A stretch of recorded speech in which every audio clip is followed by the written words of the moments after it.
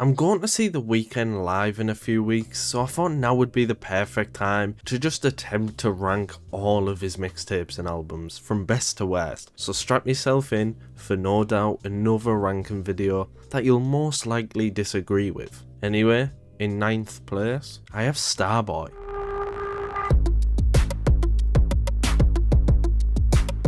Now look, just because this is in last place doesn't mean I don't enjoy this album. I think it's pretty good, but I actually think it's got a lot of filler. That's its main downfall. Now this is still probably The Weeknd's most successful album. You couldn't escape songs like Starboy, Feel It Coming and Reminder, and you know what? I actually think this is a rare case for an album where all the big hits are the best songs. Starboy was clearly tailored to be a commercial album, and it clearly worked. It's one of the biggest albums of the 21st century, but I think it sacrificed a lot of creativity and coherent direction in the process. Like I said, I love some of the tracks here, especially Feel It Coming, Sidewalks, I ran out of tears when I was 18. And Stargirl Interlude. I just wanna see you shine. But with that being said, tracks like Love to Lay and False Alarm do absolutely nothing for me, and I actually find the production really falls flat on this album. Apart from a couple of trap inspired instrumentals, a good album, but yeah, this just isn't touching his best. And in 8th place, I'm going with Beauty Behind the Madness.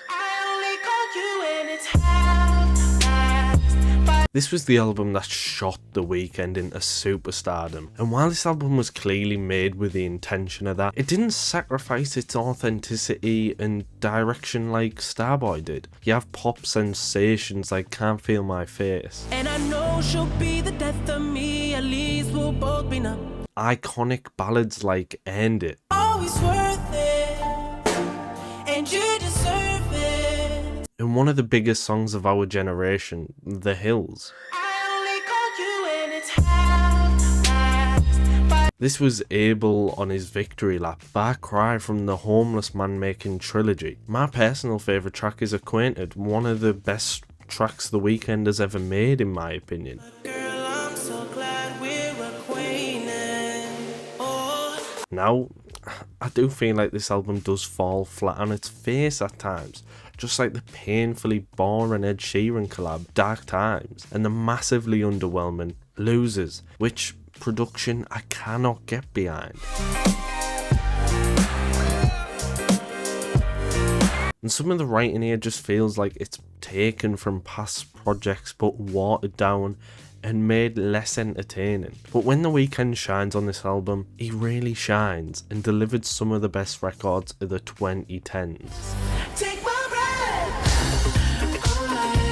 Dawn FM is great, and I go as far to say this is probably his most ambitious record to date. As we take a dive through this retro pop radio station, we get dance floor anthem after dance floor anthem. I think the charm in this record actually comes from The Weeknd not taking himself as seriously as he normally does, and then the full-on dive into the 80s euphoric disco just comes through, and it works best on tracks like Sacrifice,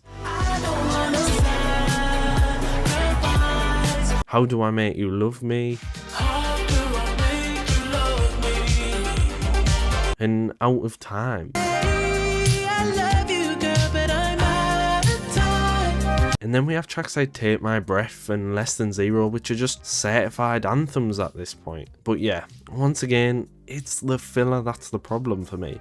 And that isn't down to a lack of ambition like how I feel it is on Starboy, but carrying a concept like this is hard, and I do think this album is very front loaded. I don't really care about this whole section of the album, whether it be the weak Tyler and Wayne features, or Starry Eyes, which I feel like is this huge build up to nothing. But that doesn't mean this isn't a great album. I love it. And in 6th place, I'm gonna have to go with Thursday.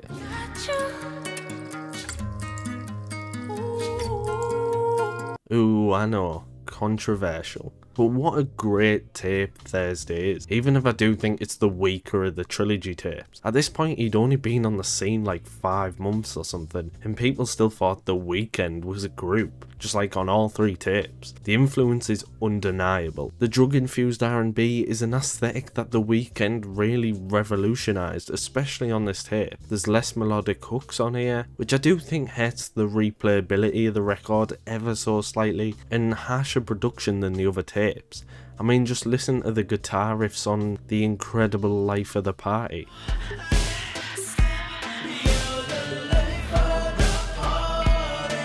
The lyrical content is still incredibly eerie, dark, and at times almost Predator-like. The Birds Part 1 Don't make me make you fall in love. and Part 2 are nothing short of genius. Criticisms. I don't really have any serious ones for this. Like I said, I think the less melodic hooks can hurt the record at times. Drake's verse on The Zone doesn't do much for me, and a track like Gone I rarely revisit. A great mixtape once again, with very little criticism. So call out my name. Now wait, I know what you're thinking. How can you rank a short little EP over Thursday, Dawn FM and all these other projects? But you know what? To me, it's always quality over quantity, and My Dear Melancholy is like 22 minutes of borderline perfection, and I don't say that lightly. The way I would describe this EP is just the perfect blend between trilogy and a beauty behind the madness, which just creates this amazing aesthetic and soundscape throughout the runtime. Call Out My Name is a true ballad that dominated the radio for what felt like a full year. So call out my name.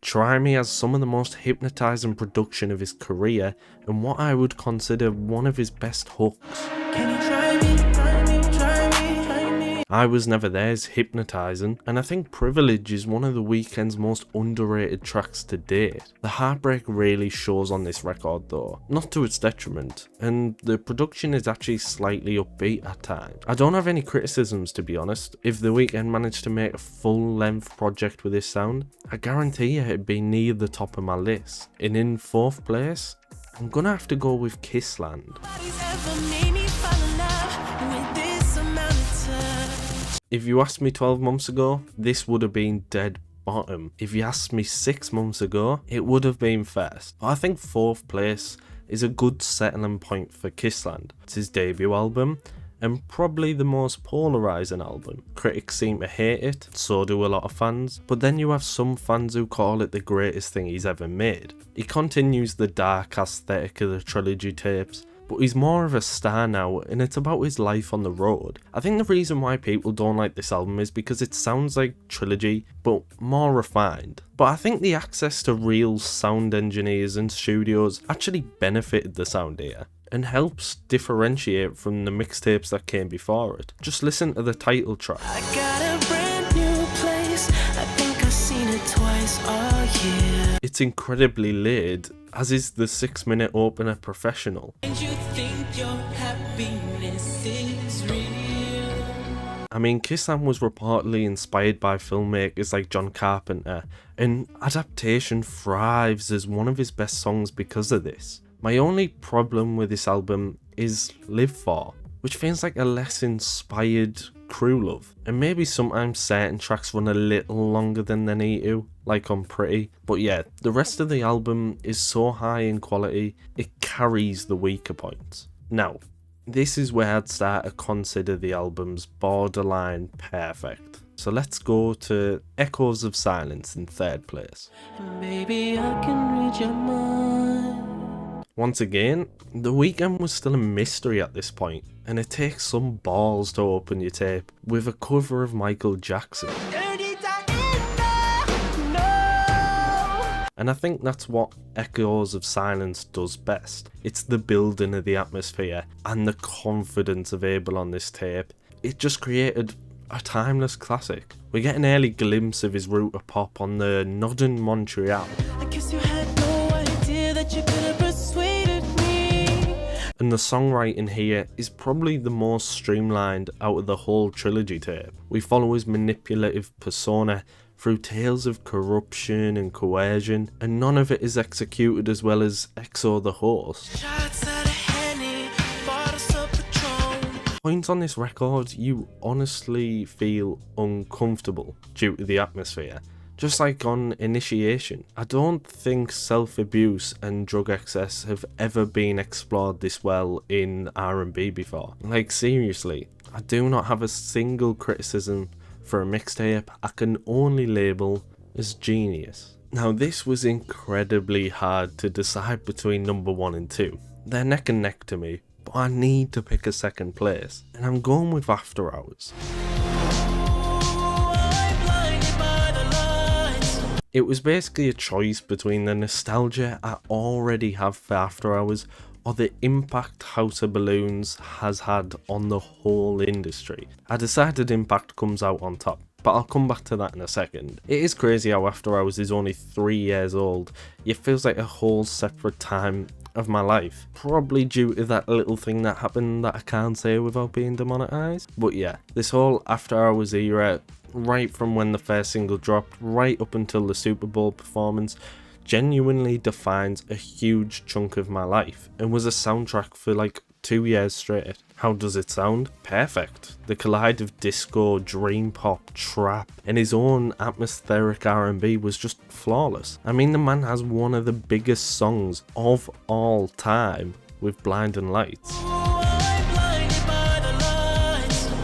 I mean, it's so iconic. Everyone just recognises this red suit at this point. He revels in the downs of fame, the despair, the cities of LA and Vegas. I mean, the man well and truly channels the 80s with a cheesy sax solo on In Your Eyes. But it works perfectly, and the tracks like Faith, Repeat After Me and Alone Again just carry the narrative of the record so well. But the biggest compliment I can give After Hours is that I believe it contains the Weeknd's magnum opus, the title track. But it's beaten out ever so slightly, and I mean ever so slightly, by what some people consider the greatest project of the 2010s, House of Balloons. What can be said about this album that just hasn't been said a million times already? R&B was in a very strange place in the late 2000s, lacking direction and creativity. Then comes along The Weeknd to introduce this dark, atmospheric, drugged-fueled style and influence borderline the whole music industry. It has the strongest melodies on Trilogy, creating the most replayability, just like On The Morning. The production is inventive on tracks like Loft Music. You will struggle to find a more iconic track than Wicked Games from the decade just gone. The title track is an almost 7-minute epic. The Weeknd confidently takes us on this dark journey about sex, drugs and women. At points it's actually terrifying. And if you think back when this was released, no one had a clue who this man was, which made the tales even more disturbing. It's an iconic project, an undeniable classic, and a huge turning point in modern R&B and music as a whole. And well, it gave birth to the biggest artist on the planet right now. The Weeknd is just a legend at this point, isn't he? An absolute superstar, and I enjoy everything he has been a part of. So just remember, this was my opinion. But be sure to let me know what you disagree with in the comments below. Leave a like and subscribe, and thank you for watching.